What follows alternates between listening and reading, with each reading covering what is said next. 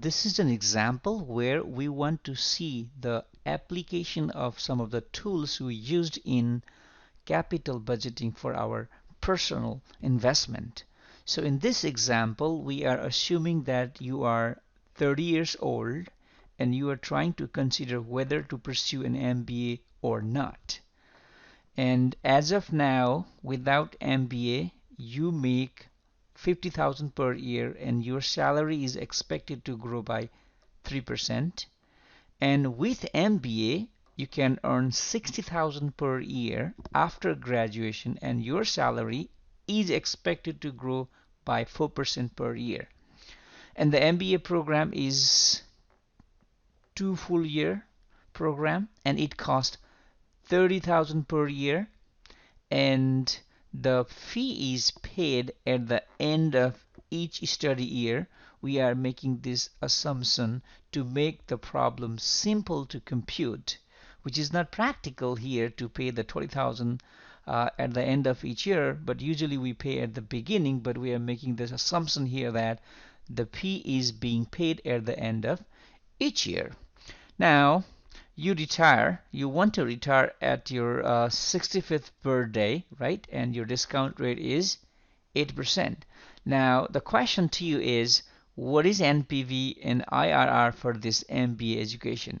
In other way, I am asking you whether going for MBA is worth undertaking or not. So let's see how we can do this. And again, to save some of our time, I have included some of the information in Excel.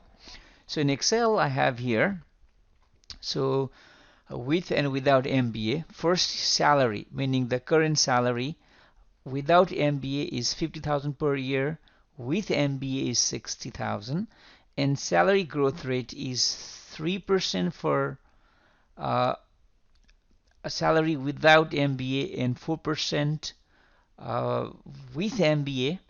And annual here the rate of return or the discount rate is 8%. So how do we compute this problem here? So a couple of things we need to know. First of all, what we want to do is we want to compute what is the annual income without MBA, and then we compute what will be the annual income with MBA, and once we know that, we can compute what is the difference in the cash flow with and without MBA. And most of the time when we have to make the decision based on this capital budgeting technique, our decision will depend on incremental cash flow. Therefore, this example is important to understand how we use incremental cash flow in our capital budgeting decisions. So here, let's say, so you're 30 years. So I have here your age starting from 31 all the way down to 65. And now let's compute the salary without MBA. Remember, salary without MBA increases at 3%, right? So the salary you got this year was 50,000. So next year, when you are 30, you'll get 3% more than what you got last year, right? So the 31st years of salary is going to be your first year salary, right, times 1 plus the growth rate. Make sense? Right. What about salary in your 32 years? Is going to be again the salary you get in 30 year times, right, 1 plus 3%. That's how you get. So similarly, you can compute salary for all the coming years without MBA, but we can also make this formula work in Excel. You just fix that the incremental rate, meaning the salary increases at the same rate for the rest of the period. So you fix that cell, and once you fix that cell, and now you can grab the handle and drag down. So that gives us your annual salary without MBA, right? So now let's compute the salary with MBA.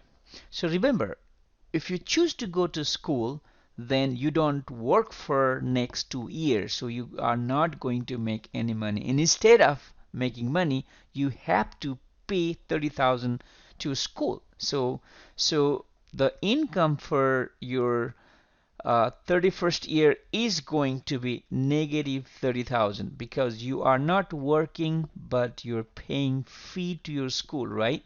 That's why your income for your 31st year is going to be negative 30,000. Similarly, for next year, you are not working, you are going school full time. So again, your income is going to be negative 30,000, right? So first 2 years you go to school, you don't work, and that's why you pay a fee to the school. Next, right after graduation, you are lucky enough and you start to make money, and your salary on your 33rd year is going to be exactly that 60,000, right? Right. After that, the salary increases at 4%. So next year's salary, meaning salary for your or income for your 31st year, is going to be your income in 33rd year times 1 plus your growth rate, right? So that's how you compute your salary for the next year. Similarly, to compute your annual income for 35th year, what you do is your salary on 34th year, right, times 1 plus your growth rate, and parenthesis close and enter, and you compute that. You can do this one by one, but Excel is smart enough. So what we can do is we can fix the growth rate here and compute the annual salary for the remaining period. So this is the annual salary with MBA. Right now you have annual salary without MBA and with MBA. So how do you make the decision whether to pursue this or not? For this, you have to compute the incremental cash flow, which means incremental cash flow basically means how much do you make with MBA against without MBA. So meaning how much additional cash do you make with an MBA as compared to without MBA. In order to compute incremental cash flow, what you do is you subtract your income without MBA from income with MBA. That's why what you do is your income with MBA minus your income without MBA. So that's why you have your incremental cash flow for year 31st is 81,500. Does it make sense to you? Yes, because if you didn't go to school and you had work, then you would make 51,500. Since you choose to go to school, then the real cost of going to school is not only how much you pay to your school, but also how much you did not make. So that 51,500 is the opportunity cost of going to school, and you pay 30,000 to your MBA program. That's why your total cost of going to MBA in your 31st year is 81,500 year. Now you can drag it, and for the second year, again, for the second year, the cost of going to school is 83,045, and again 30,000 you pay to your school, and 53,045 you do not make since you go to school. That's why that is also part of your cost.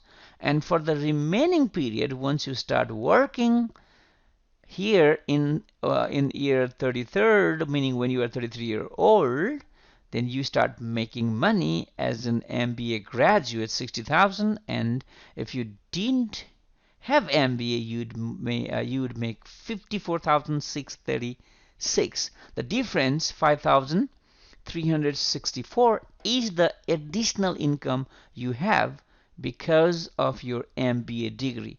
Now you can drag this to the rest of the period and you compute all your additional cash flow for your MBA degree. And now whether to undertake this project or not, you should make your decision based on your incremental cash flow. Now I can compute NPV and using simple NPV function, right? NPV function, and the rate is going to be the rate we have, 8%, right?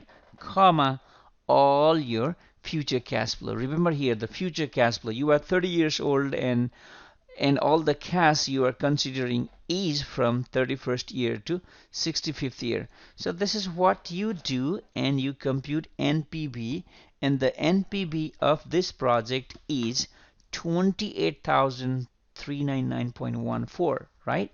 Simple. Similarly, IRR, how do you compute IRR? IRR is even simpler. What you do is equals to IRR and all the values, all the incremental cash flow. So that means right here, and you compute it, and that is 9.12%.